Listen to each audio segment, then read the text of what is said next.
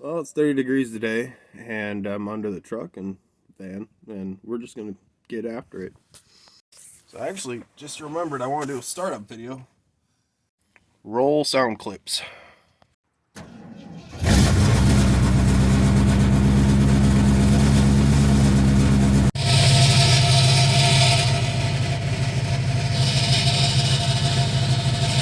As you can tell, we don't really have a lot of pressure coming out of that pipe. Where we do have it,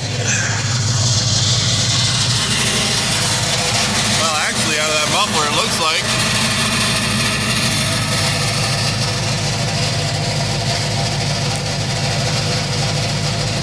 Yeah, so looks like it's making it to that muffler, but doesn't matter, we're going all the way back up there.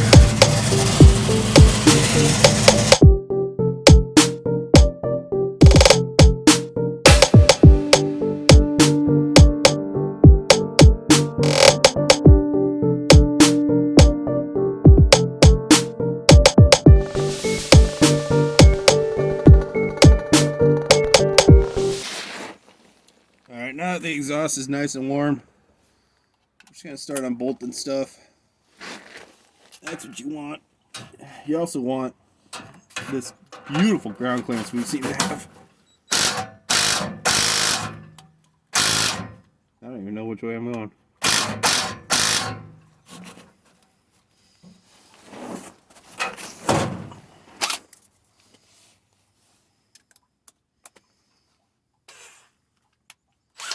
Yeah, it's going the right way.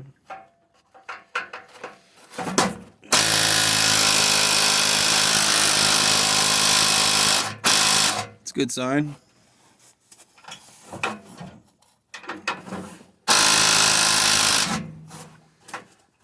I don't know why I expected anything less. They probably went tight as possible, and that's why it's looking like crap and leaking.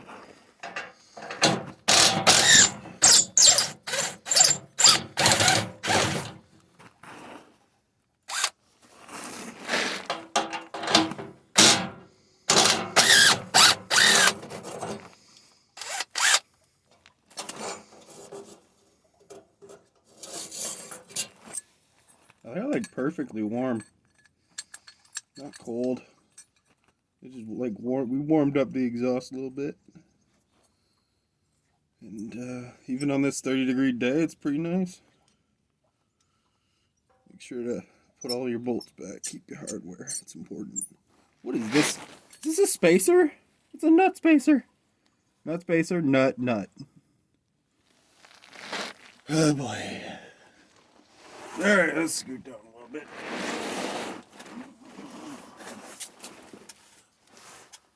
Yeah, you can see alright. You good, right?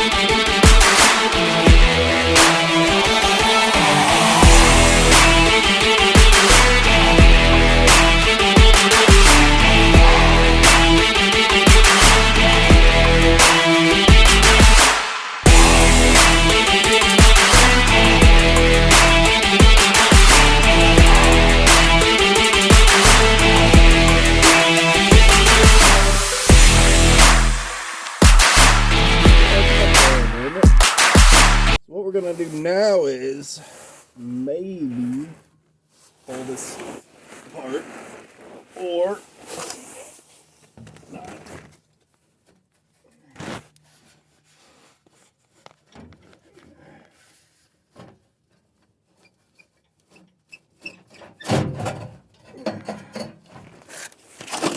Sorry if my leg got in your way there.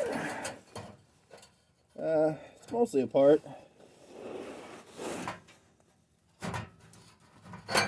There we go. Mostly off. Oh, jeez. I'll give you a look at this. We're gonna be doing some hacksawing. We've got some kind of booger there, and like a curved pipe. None of this needs to be like this. We gotta, I don't know, but yeah, gonna change that. Clip on some new stuff. That's our starting point. As for the rest of your exhaust, once you've got part of it on the ground, what you want to do is just take your hanger off, and to do that, you just put your foot about there and push, and that'll come off. And then we got one more.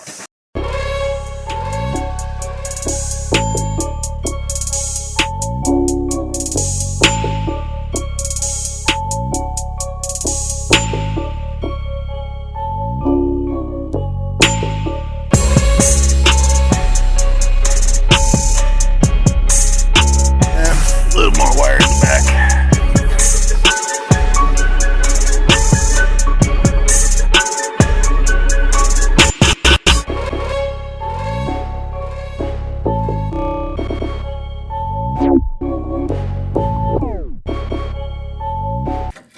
Yeah, I wish these were my hopes and dreams. they're fighting. Oh my God, let go.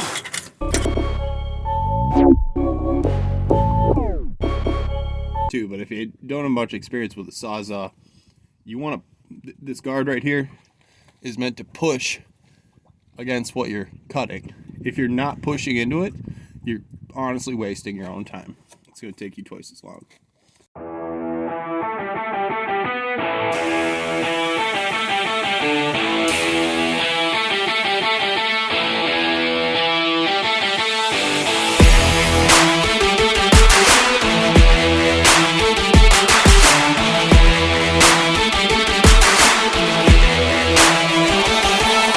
A little better look at what that hole looked like.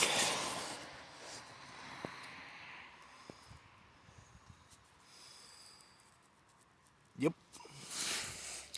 And we've got a oddly welded bent pipe connected to an oddly welded bent pipe into a always odd flex pipe hooked up to what I really hope is a good muffler.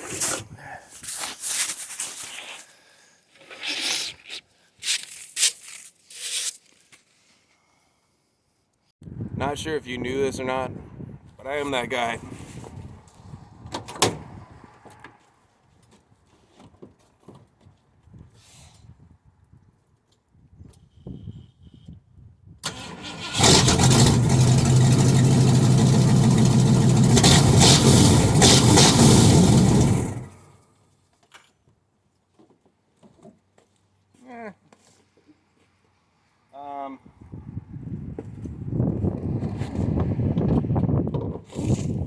Might sound good if it was piped all the way to the back with a tiny MagnaFlow muffler, but it's not.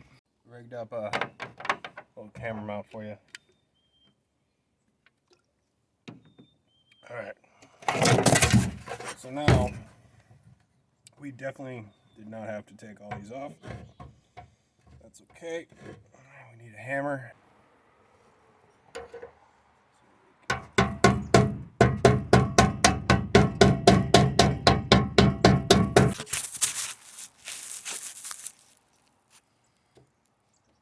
Drunk? By taking it all off, we kind of allow ourselves to at least feel like we did, you know, like it's all right, because we don't know how it was put together.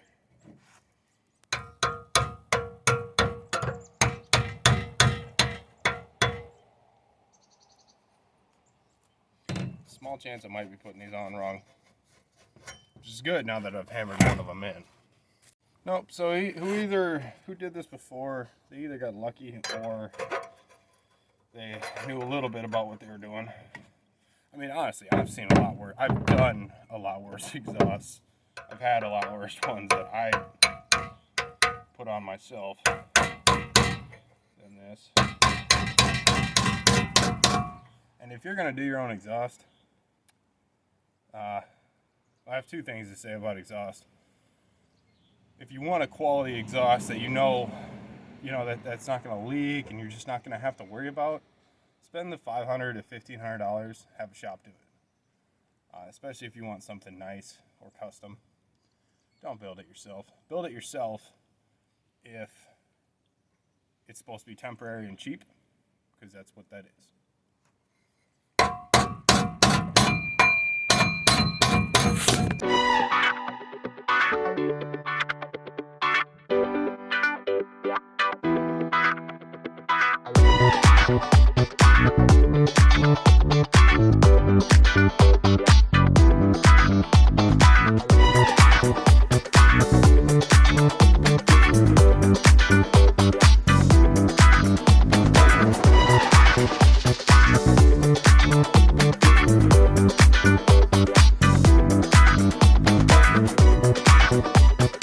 So another thing we're doing today is replacing the map sensor, because upon research, the R&D department discovered that replacing this little guy, which is 2 bolts and plug and play pretty much, it's one of the many things that might be causing the vehicle to stall out or have poor running conditions. And it's $30, it's plug and play. It's just one of the easiest things to try. It looks like ours is a little dated, so we're gonna get to that right now. And we're gonna do it old school, because I know you guys love watching me struggle with a wrench. As you can tell, it's pretty bright out today. I'm wearing a hoodie. I was wearing a t-shirt earlier. It's like 35 in Minnesota. Super nice day. That one doesn't need to come off. And that one's broken. So now we've got our unit. Yeah, that's that easy. Just break one and loosen the other one up and you're good. After that, you pretty much just pull the vacuum line off like that.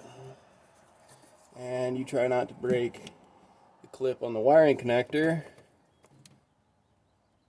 Honestly, some lube right now would not be dumb. As you disconnect it, there we go. Probably, I'm gonna grab some electronic cleaner. When I said electronic cleaner, I meant mass airflow cleaner.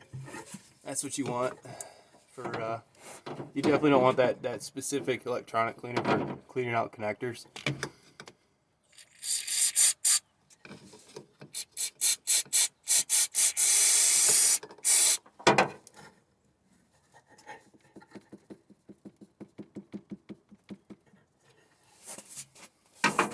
Squeeze our big head in here. That tasted good.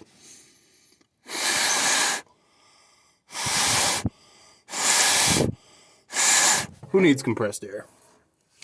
All right.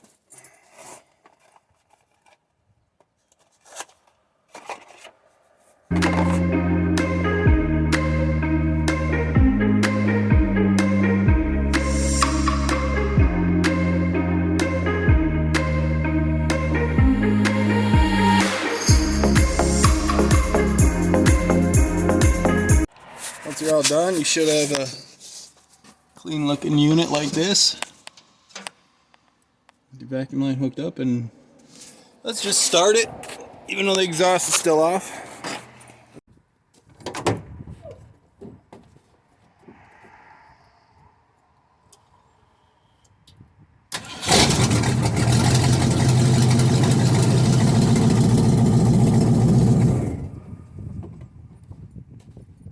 Starts. Unfortunately, that's going to do it for today's video. Next time you tune in, we'll be putting the exhaust back on, checking the O2 sensors, checking the codes on the engine, doing air filter, simple things like that we really probably should have been doing day one. I'm very excited because I have 3 tripods now, and the camera angles and editing and everything are only going to get better from this point forward. So, thanks for tuning in today, guys. Thanks for watching.